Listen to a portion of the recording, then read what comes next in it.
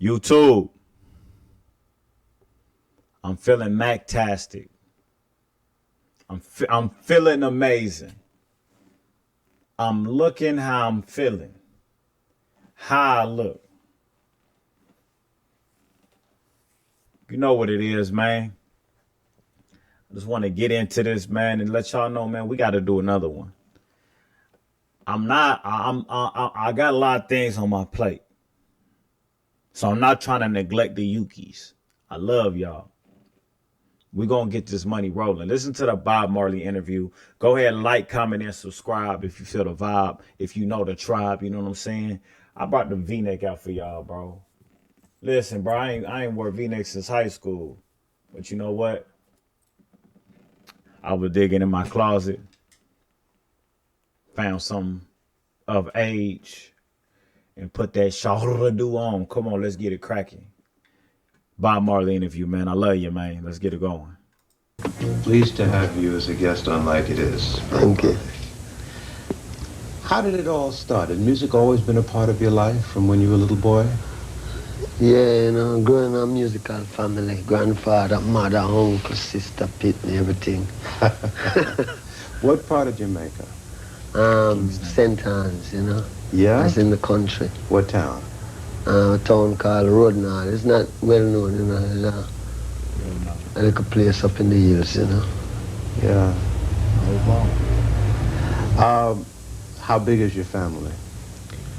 Well, my family is really big family, you know. Malcolm, them family name is Malcolm. There's plenty.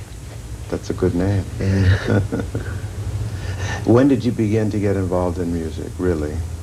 About 1958. Doing what? Well, we were always interested in music, but that time I was learning trade, you know, and meet up some guys who can sing. One named Desmond Decker. And so we started out from kind of rehearse together and thing, you know. And then one day he went away, do some recording. Then I fell after. Mm-hmm. Yeah, man, come on, man. It's just saying, he came from nothing, from Jamaica. You know what I'm saying? Like, that's a third world country. You know what I mean? I'm not trying to disrespect. You know what I mean? Not at all. But when it's like our homelessness in America is like, you know, you can still get some help somewhere. You know what I'm saying? There's still roads, streets. You can ask for, I don't know. But the homelessness out there, bro, they kids sleeping on the floor, they dirty, they ain't, you know what I mean? Children. So, you know what I'm saying? It gives you another light, another perspective, something that you can really lock in and see about. But let's get it going, man. Let's get it going. Without further ado. Let me tell you something else what you can do, too. You go ahead and like the video. You go ahead and subscribe. And you go ahead and drop a comment that you heard me say it. You heard me say this? Drop the, let me see, drop in Emacc the realist on each side. You weren't doing the same kind of things then that you're doing now. What kind of music was it in the beginning? That music was ska. Ska? Ska music, yeah. Well, how does ska differ from reggae? Ska is different in sound, different in style, different playing, you know. Mm-hmm. Ska is a more quicker music than reggae. No relation? Yeah, it's almost the same music breakdown for go much slower, you know. Same root? Yeah. It's almost the same music, ska, but only say now, if it was playing at 33, it started playing at 7.5, you know. I hear a little bit more. That's a good analogy. How does reggae and ska come out of calypso? Many people ask that. Yeah, huh? because the calypso was always there first. Right. You know? And then now, when the musicians in Jamaica started to play, although them can play calypso too, because they play a lot of calypso, but because the American influence music come past through down there, you know, them start to kind of get more to them time used to have Fats Domino. Yes. And plenty of them type of people. So after a while now the music start drift from the reggae. So it used to be a music almost like a half blues. And used to play before the ska start, you know. Even people like Joe Hicks, cha-na-na, cha-na-na-na-na, cha-na-na, cha-na-na-na, you know that music? Right. Used to play that plenty. So from there now it developed to people start ching, ching, ching, ching, ching for ska, you know. And then for rocksteady it's like jing, jing, jing. For reggae now it's check, you know. So you have 3 different feels. But the 3 of them can put together again and make one thing still. Now, Calypso music, most of it dealt with family and folk stories and love and beautiful island in the sun, things like that. How did it move into what we're getting in the music now, where we have message? Because during that time of this Calypso and thing, people never wasn't so conscious about Africa and where them roots come from. Since reggae come now, people get, I mean, not from a point of music, because music is always conscious. But since the reggae come now, the reggae start talk about Africa, blackness, you know, in a militant way. So that is how it kind of, that is how the lyrics differ from there. So what I'm not trying to cut him off, but you know what I'm saying, it's my show, baby. What I like about this is what I like is 12, but what I like about this is that he what am I trying to say? He's like Lauryn Hill said, music is supposed to inspire. So how come we ain't getting no higher? You know what I'm saying? So he talk about the African roots. If you listen to Bob Marley, Buffalo Soldier, he's putting African history in your ear. This is what music used to be. You know what I mean? They used to teach you something. You used to learn something. And people used to have a purpose. You know what I mean? And it wasn't nefarious. People used to fulfill their own. You know, so this and he started in 1958, what he said. But the thing of, like, I just want to tell you the difference between the two. So now it's no inspiration. Now it's no motivation. But it's no teaching. You know, my people are people with rhythm or culture. So you mix inspiration with information. So, you know, that's where that's kind of where I'm at with it. You know what I mean? And I think that's where he's going with it too. Oh, Island in the Sun. Well, who are some of your influences? Well, I think my biggest influence is Marcus Garvey, Haile Selassie. Sure. Marcus Garvey and Haile Selassie. He said, you can fool the people sometime, but you can't fool, he said, but you can't fool the people all the time, but you can't fool all the people all the time. Something like that. He does it. From what you heard coming up as a boy about Garvey, or what you've learned now that you're grown, or what? What to hear, what to read, you know, and what to know about it. Did you learn much about Garvey in school? No. Yes, them don't teach. It's the education that we don't get in school, you know. We don't get that type of education that when we grow up we can know who we is. We get a more education that we might know who Christopher Columbus is, how Marco Polo is, you know. But we never really know who Marcus Garvey is, who Haile Selassie is, how any black man is. Were you born as a Rasta? Or how did that evolve? Well, where I figure now I was born, you know, and when born and growing, there was a certain amount of consciousness in myself that You know, it was always a lonely world, not finding people who might think like me, you know. Yeah. Not to say that I think so different, but because this consciousness about God and the people I come from is more Christian, you know. We always try to do, like, try stand up not right. But we used to find out now that one church quarreling against the next church, and I figure I never want any of that, you know. I never want really enter into the thing where this one I fight against that one and everybody talking about God still. So after going on and coming up, you know, the thing that was there get more stronger, come to Kingston, meet some more people, them people is Rasta. You talk to them and find out it's the same thing I have inside. It's the same thing.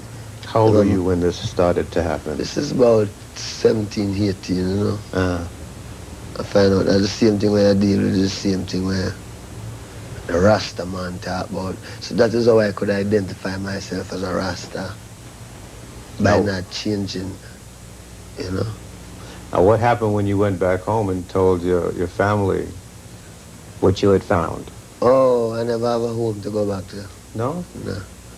Where we from, everybody gone, you know. Everybody gone. Everybody living in America, some living in Kingston, everybody gone. So, never really have a home, not that much, although we used to have a home before grandfather died, you know. But after grandfather died, everything get crashed. So, you know. So you came to Kingston, and that's where it began to happen? Yeah. Where did you live in Kingston? What part? East. I call it East Kingston. East side? Out near the east. Yeah. And then we go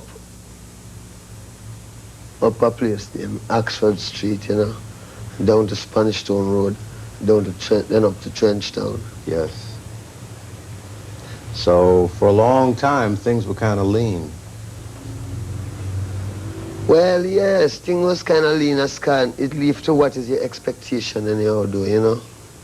To me, it was lean, but I could understand it because coming from the country, where you learn to do things like, you don't learn to depend on family and all of that, you know. You go out and you plant your own corn, and you watch the corn grow. When corn grow, you pick your own corn, you know what I mean? Yes. All of them fruits on them tree, you can get them, you know. So. It's a little different, though, in town. Yeah. You know, you got to do different things to eat, eh? Well, when you're in a city, it's a whole different ball game, you know. Right. People have to go to work, catch the bus. You know, the country, all the day, you go for the donkey, and you ride the donkey to the farm, and you're cool, you know. Right. In the city, people also catch the bus, go to work, get off of work, come back home, you know. So it was a different thing up there. I know a little bit about Jamaica, and I understand in Kingston, Trenchtown is a rough part of town. How did you survive? Well, while living in Trenchtown, you know, as a young man, surviving was easy. The only thing you'd have to really look out for was the police, you know. Because the police could just get you, frame you, you go to prison, and because you come from Trenchtown. They said it's a really rough spot. That's what the media is showing. And then, you know, you hear from the horse's mouth. This nigga said, it's cool. It's not rough.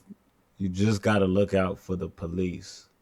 The police been on one for a long time, bro. I don't like them. You know, I don't. They're not here to serve and protect, man. I don't care what you say, who you are, what your occupation is. You can't tell me that these people are a good representation of protecting the people, man. And if that was the case, man, we will be round the clock, really serving. You know what I'm saying? Rather than sitting on side of a highway with a traffic gun, seeing who's speed. Who are you saving, bro? Who are you? You're a dork, bro. You're a nitwit. You know, Trenchtown's from them say, where you from? It's a Trenchtown. You're gone. You know what I mean? It gets shipped out. You know, a lot of people are confused about what a Rasta really is and have a very negative image of the Rasta. Tell us what a Rasta is. See, Christ promised that him will return within 2,000 years, you know, and him say when him come, him will be the King of Kings, the Lord of Lords, the conquering Lion of Judah, through the lineage of King Solomon and King David. Now, my life have great meaning to me, so I really search to find out if God is here. When I search, I look in at Ethiopia, I look all about, looking at Germany, you know, because I'm not prejudiced. Me look for God. Me looking at Ethiopia, I say one man stand up with these names, Emperor Haile Selassie, name King of Kings, Lord of Lords, conquering Lion of Judah, through the lineage of King Solomon and King David, written in the Bible. One of my things is that the Bible, them say that King James edit the Bible. Now, my understanding is that King James edited the Bible. I don't think he would edit it for the benefit of black people. So when the revelation turned out that Haile Selassie is the... Did y'all hear that? I love you, Bob Marley. I'm going to rewind it so y'all can hear it again. I'm going to rewind it so y'all can hear it again. King James edited the Bible. I don't think he would edit it for the benefit of black people. So when the revelation turned out that Haile Selassie is the King of Kings and the Lord of Lords, coming straight through the lineage of King Solomon and King David, then, you know, we really know that this is a Christ return. Because we know in this world, yeah, when the white man edit it, he wouldn't edit it in our behalf. You know, he would have more edit it to make it look like England going to be the big thing. But in the last days, they'll prove out that is Ethiopia, Haile Selassie, you know, and Haile Selassie's name is Rasta. So we are called Rastas, you know, called by his name. And then it's a lot of things. We go as far as saying, him say when him return and you call upon him, now this is God, him say when him return and you call upon him, your mother and your father will forsake you. Now, we know that if you call upon the Catholics, them embrace you. You call upon the Church of God, them embrace you. Any religion you call upon, you might get embraced. The only religion them push you off from is Rasta. But that does make the truth more real, because them say, when you call upon my name, your mother and your father will forsake you. And that is why today you hear Rasta get so much bad name. It's not because Rasta do anything bad, but it's because how the prophecy go with it. When if your mother and your father will forsake you, just imagine people who don't even know you. You know what I mean? Well, in most... You saying if you follow the masses, if you do what the masses say, if you drink alcohol, if you follow these so-called three main religions, or the mainstream religions, if you follow if you eat all these bad foods, if you partake in the BS, then no one will say anything to you. Everyone will be willy-nilly with you. You dig what I'm saying? But when you go against that, when you go against the grain, when you actually think and be healthy for yourself, you'll heal thyself from eternally, and you start thinking, okay, this individual, if you look at Bob Marley, Robert Marley, listen. What he said, he's saying, I came to the conclusion. No one came on a podium and told me what to think and what to believe. No one gave me a book. No one, he said, I did the studying myself. I went out and went to look for the truth myself. Didn't nobody have to teach me nothing. That's all I got to say, man. Like, comment, and subscribe, man. We're going to do a part 2 to Robert Marley, man. Big up to you. You know what I'm saying? One love, my guy. We gone.